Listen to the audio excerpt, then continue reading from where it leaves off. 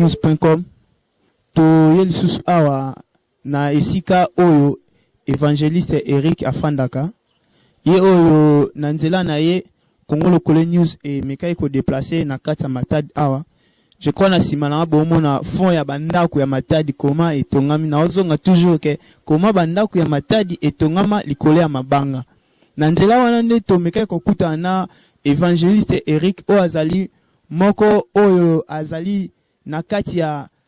Fondation El Favor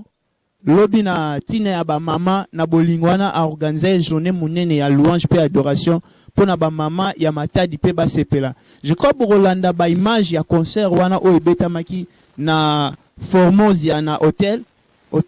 Formozia bato ba yara Matadi ba yebiango. Nde na nzela na tokutanaki na évangéliste Eric yene mtazalaki organisateur ya journée ya mois de la femme na kati ya Formozia ba bengise pe ba misia libanda ne na tina wana tonga ko laksabino to ebisabino posa na ye à propos ya Fondation El Favor mbote évangéliste mbote ndeko Patrick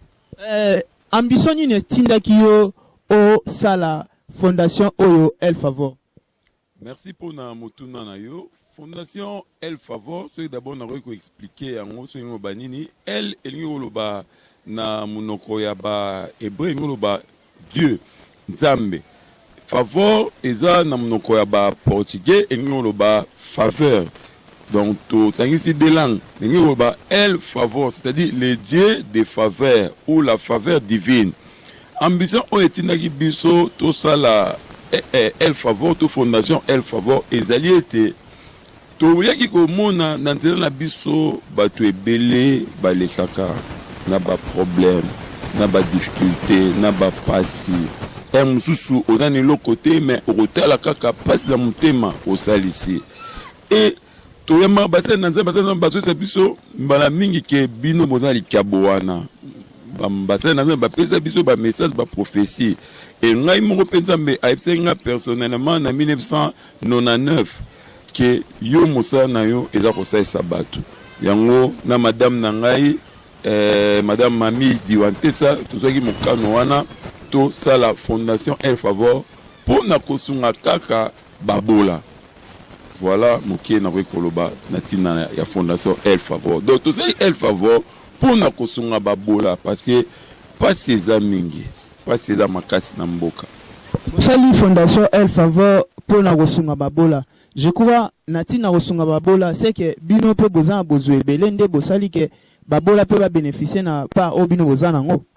soki tolobi bozwe se belé to kosi tozala bozwite boswezate ezaka posa na motema omoni kokaba babota manango batu babota mana okaba même azui 1 franc on kabola ngo 50 francs pesi mninga ya tika na ndambo alors biso tozwite mais pour ça wana ya kosalisa batu tunga komona mutu ta souffrir to itolobi que to za passa batu nyonso mais ba o bazo garanzena na biso ba obeto ko ya vers bango poto sesa bango mais to zui na nuté to zaka na muke yango muke na to za nango to se pela to kabola pena bandeko o selon ndenge Nzambe akopambola biso. L'obezaki le 8 mars oyo monde entier ba célébrer qui journée de la femme. Tout le monde a eu peine nzela ya Fondation El Favor bo organiser qui journée munene ya louange pe adoration bo organiser qui journée na ambition ni to organiser qui d'abord pour na ko sala lancement officiel ya Fondation El Favor kotalisa na bande qu'on a biso Matadi ete fa El Favor ezali eza fondation na kati ya ba fondation musu o ezalaka déjà ebimi et to pona ki date on parce que Fondation oyo ezali dirigée par une dame, par une maman au azali, madame nanga azali mwasi nangai, maman Mami Diwantesa, yango to monaki na to profiter na jour ya le 8 mars, to bimsa fondation lo la paix eza na cadre ya ko promouvoir ba maman, yango to monaki et voilà to bimisa na tawana. Balandi ya Congo Lokole News, je crois tozaki na journée à louange pe adoration, tozaki ensemble na pasteur na biso Michou. Tozaki vraiment emballé na ambiance à makasi bolanda élément oyo ya concert oyo elekaki lobi le 8 mars à suivre. Gloire à Jésus.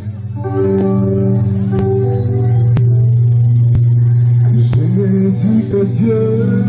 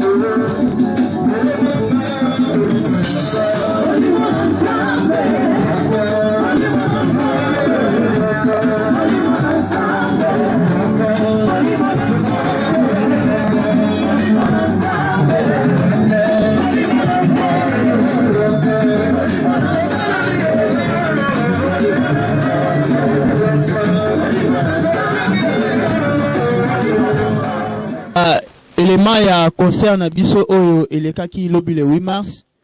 nde bomoni plateau evimbi lisusu toza ensemble na mama na biso oyo bayebisi biso ke na nzela na ye nde oyo asali organisation oyo to fondation oyo El Favor. Mama na biso mbote mbote papa. Mama ambition nini esali ke yo ondima kozwa bozwi na yo osunga pe bati mususu na nzela ya fondation na biso El Favor? Ezali etinda o nzambe ya pesi biso pe posa o nzambe ataki kasi na mitema na biso yango tolingi kosalisa yango bato baza na pasi baza na besoin aide toza na biso yango ya mingi te me ya moke o nzambe apesi biso tolingi tosalisa yango bato nayebike na kati ya Matadi awa baorganisation mpe ezali estce na kati ya fondation El Favor eza ma fondation mo sérieux o eza pe to batali banda bakoki kotina bozwi na bango pour que bopartage na bato o baza awa est-ce que facilité ana ezali? Facilité ana ezali toza vraiment na besoin ya aide oyo amoni ya bato ebele baza pe na bozwi mais temps ya kokende kosalisa bato eza te mingi baza na bozwi baza pe na baposa kosalisa bato mais baza na temps na te na nzela na biso koza loboko na bango mpona kosalisa nango babola kosalisa yango bato baza na pasi. Mama oyebisa bana poto ni oyo baolanda biso par rapport à fondation oyo? Par rapport à fondation oyo biso tolingi tozala lokola loboko na bino oyo amoni ke aza na bozwi na ye aza na posa ya kosalisa nango bato kosunga bato awa na Congo ebele baza na pasi ebele baza bafille mère bakoma désespéré biso tolingi tosunga bango baorphelin bazali bakufele baboti baza na moto kosunga bango te tolingi na moki toza yango tosalisa bango toza pe na posa na bango bao baza na bozwi baede biso moyen ezali ya kotindela biso yango mpona kosalisa yango bato baomona yango na bilili. Mama bayebisi biso ke awa na kati ya Matadi ba jeune fille ebele balingi kelasi te na wana yo ovivre awa ovivara awa na kati ya Matadi est-ce que eza ya solo te eza lokuta? Eza ya solo mingi balingi kelasi te po mingi baboti avant bafille mère baza ebele bana ba 13 ans 14 ans basenta bango babota avant bakata na bango baklasse bavanda na bango yango biso toza na besoin ya kosalisa bango kosala bacentre de formation koede bango bayekola couture bayekola misala maboko po aider bango lobi. Tozonge papa lilobana eza nini ya suka mpona clôturer reportage na biso? Merci lobana nga suka ezali naza kosenga bandeko nyonso baza na mikili ya poto bandeko nyonso balandi biso to oyo ozolanda biso oza na moyen toza na moyen kasi ozomona te ndenge osalisa bato nayebi biso ke na mboka baza na pasi bazali bato asi na biso bokomona yango na se ya etano bokomona yango soki omoni vraiment ke okoki kosunga na yebiso pe na rassurer que na mboka ope bata sérieux bazali et kokoma na epa ya ba veuve ba orphelin et kokoma epa ya bato bazana pasi tozana posa vraiment to salisa bato bazala na balongwa na état ya pasi bakoma na état malamu tozana posa wana posa fardeau nzamba pesa biso donc ce qui vraiment nzamba si motema na yo to on se sentir vraiment concerné na makambo o sunga biso to sepeli yo ozala pour na ko soutenir biso partenaire na biso pour que biso to sunga bato mosusu. Mamami, est-ce que ça déjà na ba action aussi de ça déjà na nzela ya El Favor? Na nzela El Favor to ba action déjà tokendaki na prison na Kamolai tokendaki kotala bango mwa mokie tozalaki nango lokola bilamba mpona teka bilamba mwa mokie nazwaki na nzela ya commerce na ngai totiaki yango na El Favor na mosala tokendaki kotala bango tokabola bilamba lobi mpe tosalisaki concert moko mpona kosangisa kaka bato kokumisa nzambe lokola ezalaki journée na biso ya mama nayebisaki papa ke non sortie officielle ya El Favor ya fondation oyo tosala yango journée le 8 mars loko eza journée ya mama to sensibiliser ba mama to sangana to kumisa nkolo yango lobi to sangana to kumisa kina nzambe. On va pesa numéro na biso ezali sokoza na mboka mpaya otia 00 243 9 9 8 1 1 9 7 1 0. C'est une approche bango sous 0 9 98 11 97 10. C'est aux amours mpaya au 00 243 au long 0 au 9 98 11 97 10. Adresse email P ezali ko komela biso na El Favor Foundation @gmail.com. El Favor Foundation en un mot @gmail.com. Vous appelez na Facebook sur la même adresse El Favor Foundation @gmail.com. So okomeli biso to so bengi biso oyamba biso to kosolola tokoyeba nini so aide me ko komela biso nini pope to sunga so pe to sungi to ko lexabilili bokomona nini tozokende ko sunga pe bande ko mususu. Mama mi mwambote tamusuko za bande ko na mikili ya poto baza parci par là mwambote to na kisasa bakoki kolanda image o. Na pona kosukisa na pesi mbote mingi na famille na biso baza na Kishasa na mama nanga Agnès Tadi na petite sœur Christelle Simba na mama Annie Matomene mama Esther na bana na yenyonso na pesi mbote na belle famille na ngai famille Diwantesa Claudie Diwa ya Marie Claire Diwa na pesi mbote na ya Prosper Diwa na bande konyonso baza libanda na Angola na moni Luzolo Diwa na pesi mbote na bande konyonso bana poto na bande konyonso bayebi ngai na pesi ba mbote Lubasuka ezali lubambote vraiment toujours senga bo soutenir biso bandeko parce que bazo souffrir baza na mboka oyo